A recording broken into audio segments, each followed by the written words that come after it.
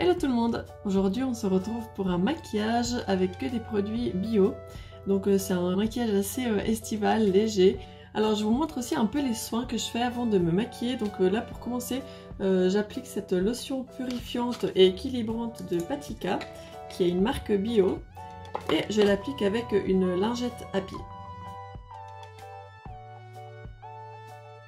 Ensuite, j'applique ce petit roll-on pour les yeux et pour les lèvres de chez Yemanja. Je sais pas si ça se prononce comme ça. Voilà, je l'applique seulement sur les cernes en fait. Et ce qui est cool, c'est qu'il a un effet assez frais. Ça permet de bien les décongestionner. Et voilà, et après, on peut tapoter un peu. Voilà, c'est un produit qui sèche assez vite, donc c'est cool parce qu'il n'y a pas besoin d'attendre 1000 ans que le produit soit sec.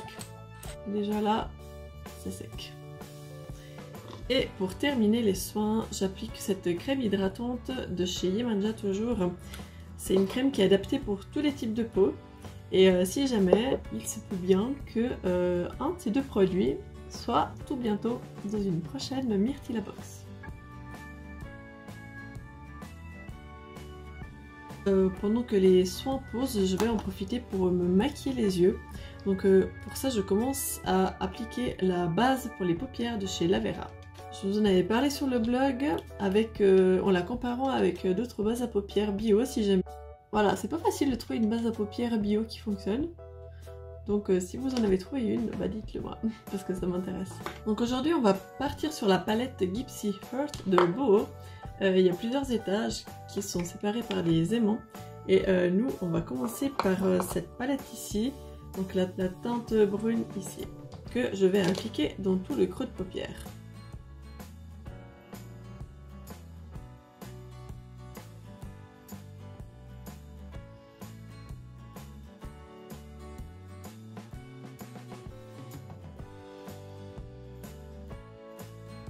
Et je vais estomper avec le pinceau 221 de chez Zoeva. Voilà, si jamais vous cherchez des bons pinceaux, je vous conseille vraiment ceux de chez Zoeva. Moi j'avais acheté un kit, puis aussi plusieurs pinceaux individuels. Et je trouve qu'ils font vraiment l'affaire niveau qualité-prix. C'est vrai que je trouve que ça vaut la peine vraiment d'investir dans un set de qualité. Ensuite, j'avais envie d'utiliser les pigments de chez Unicorn. Donc c'est des pigments qui sont un peu corail, vous voyez. Donc moi ce que je fais pour les appliquer, c'est que je vais d'abord tremper le pinceau dans le petit couvercle où il y a les petits pigments ici. Je tapote un peu l'excédent. Et ensuite, pour avoir un meilleur rendu, je vais sprayer mon pinceau avec cette brume de chez Lily Lolo. Et je vais les poser. Je vais commencer là avec déjà le coin interne. Pour l'instant, ça donne quelque chose assez joli, assez rosé, corail. Donc j'aime beaucoup. Alors moi, comme j'ai la paupière un peu ridée, je sais pas comment dire, je tire un peu la paupière pour bien pouvoir bien appuyer le pinceau. Je sais que c'est pas l'idéal de tirer la paupière, mais voilà. C'est vrai que moi, j'ai pris l'habitude de faire comme ça. C'est un peu bizarre à regarder, hein, je sais. Mais au moins, parce que si je fais comme ça, vous voyez, la paupière elle bouge en fait. Et du coup, j'arrive pas bien à l'appliquer partout. Et du coup, je suis obligée de la tirer pour bien mettre les fards partout. Et du coup, ce que je vais faire, c'est que je vais juste assombrir un peu le coin externe là. Avec l'autre bout de la palette, donc il y a une teinte un peu violette ici. Je vais prendre celle-là. Ça va pas ressortir vraiment violet, mais je vais juste l'appliquer un petit peu dessus. Ouais, c'est assez léger, mais on voit déjà quand même un petit peu.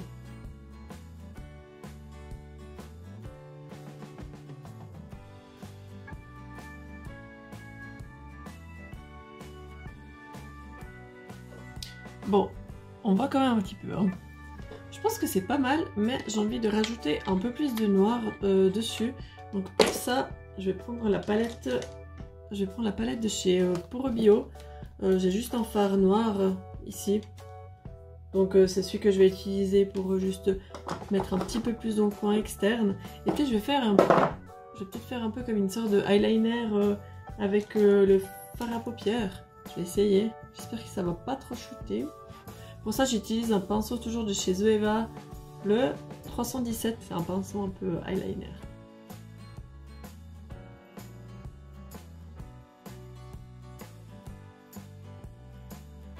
Et je pense qu'on est pas mal pour les yeux.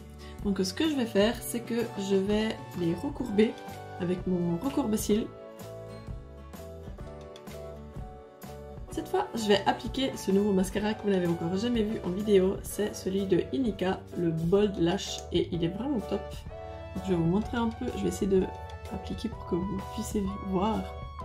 Donc en tout, moi je mets 2 couches environ. Donc c'est pas un mascara qui est bio, mais il est 100% naturel, et puis la composition elle est vraiment pas mal. Et ce que j'aime bien, c'est que dès la première application, il est top en fait. Il ne faut pas attendre 3 semaines pour que le rendu soit bien. Mais voilà, il est vraiment très bien. Et là, je vais appliquer la deuxième couche. Aujourd'hui, j'avais envie d'appliquer cette base lissante en velours de chez Couleur Caramel. Je vous avais déjà parlé de cette base sur le blog il y a quelques temps déjà. Et c'est une base, c'est un peu difficile à appuyer, puis après ça sort un peu une texture jaune. Et ouais, voilà, de souvenir, voilà, elles sentaient pas très bon. Hein. Donc moi, j'en applique surtout là, un peu partout en fait. C'est vrai qu'il faudrait peut-être en appliquer sur certaines zones, mais voilà, j'applique un peu partout. Et puis, de toute façon, voilà, j'en applique pas tous les jours, donc si c'est une fois de temps en temps, c'est pas trop grave. Et en fait, j'ai remarqué que cette base, elle permet d'avoir un rendu un peu plus mat. Ça va pas flouter là les... Je sais pas si vous voyez là, les pores, en fait on les voit toujours un peu, mais au moins sous le maquillage ils sont plus floutés. Et je trouve aussi que le maquillage a un rendu un peu plus mat tout au long de la journée. Et personnellement c'est ce que je recherche l'été. Mais là aujourd'hui j'avais envie de mettre cette... En fait, je vais mettre un peu de correcteur orangé ici sur les veines. Donc c'est celui de Boho, c'est la teinte 07. Et j'en applique juste là dans le coin interne. Et après j'estompe avec un pinceau de chez Zoeva, le 142.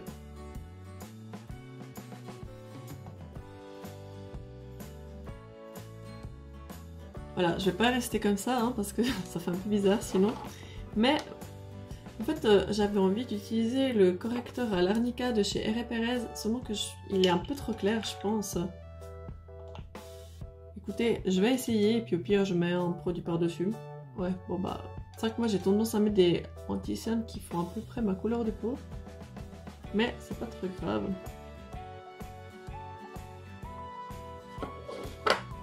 J'en applique un peu sur le nez aussi, et je vais estomper.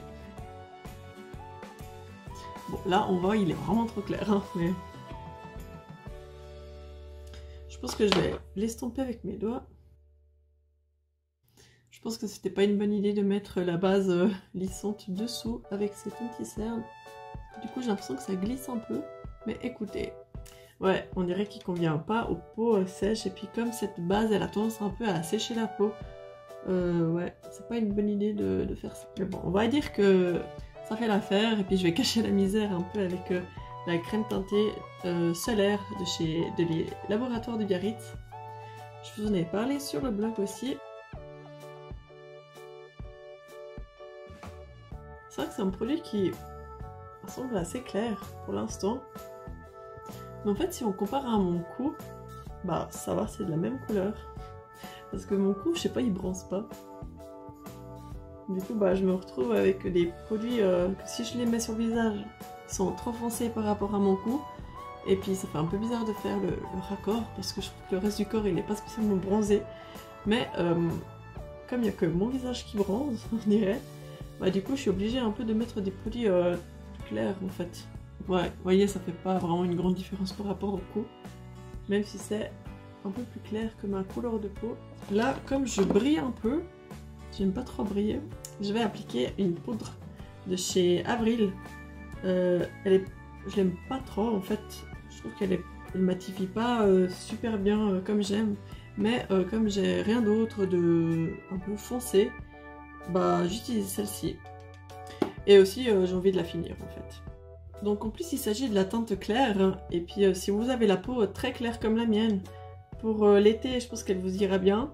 Mais pour l'hiver, là où notre peau est très claire, bah elle est vraiment très foncée. Pour dire, moi je pense que je pourrais l'utiliser comme bronzer. Et pourtant c'est la teinte claire, mais bah ouais, je sais pas. Là je l'applique avec un pinceau, mais je pense que le mieux serait d'utiliser avec une houppette. Mais par contre là le rendu serait vraiment trop foncé. Alors c'est pas l'idéal, alors je continue à l'utiliser avec ce pinceau. Et voilà, là ça fait quelque chose un peu plus unifié entre l'anti-cerne qui était trop clair, la crème solaire aussi, puis bah là ça va, ça compense bien. Et ensuite pour finir avec le teint, j'utilise ce blush de chez Lavera que j'ai trouvé en solde au magasin de l'essence de la terre à la Sarah, et c'est la teinte Charming Rose. Donc c'est la première fois que je l'utilise et on va voir ce qu'il vaut. Je vais utiliser le même pinceau hein, parce que j'ai un peu la flemme d'aller chercher l'autre. En tout cas il est très pigmenté. Puis écoutez, la teinte elle est jolie, moi j'aime bien. Voilà, elle est assez passe-partout donc c'est cool. Puis je termine avec le crayon pour les sourcils de chez Puro Bio. Moi j'ai la teinte 07 normalement. Et ce qui est cool avec ce crayon, c'est qu'on peut enlever le petit goupillon là, puis le mettre sur un autre pinceau. Ou bien on peut l'utiliser comme ça, puis ça c'est juste pour protéger la mine.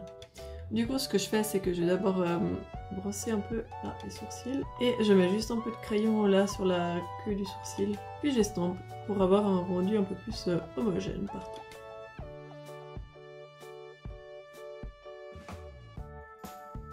Je vous avais fait la revue de plusieurs crayons à sourcils bio, si jamais. La revue est sur le blog, il me semble qu'il y avait le crayon de chez Lavera, Benecos, et puis bah, celui-ci de Puro Bio. Donc voilà, je trouve que ça complète bien le look, le regard. Je vais terminer par mettre du rouge à lèvres, donc ici c'est juste un gloss un peu holographique, enfin holographique avec des paillettes de chez Lily Lolo. C'est le gloss qui était aussi dans une ancienne Myrtilla box, donc c'est la teinte Cocktail. Ici, je trouve que ça fait bien le raccord avec le maquillage des yeux. Et ce que j'aime bien avec ce gloss, c'est qu'il apporte juste un petit voile de couleur très léger, et il est vraiment cool. Et je trouve qu'il n'a pas vraiment un effet collant comme peuvent avoir certains gloss, donc ils sont aussi un peu le cacao. Et les paillettes sont vraiment très discrètes, elles se voient un tout petit peu, donc c'est vraiment pas flagrant, et ouais, je suis vraiment très contente de ce gloss. Il n'est pas bio non plus, mais il est naturel si jamais. Et voilà, je vais vous montrer un peu de plus près le rendu de ce maquillage, j'espère qu'il vous aura plu.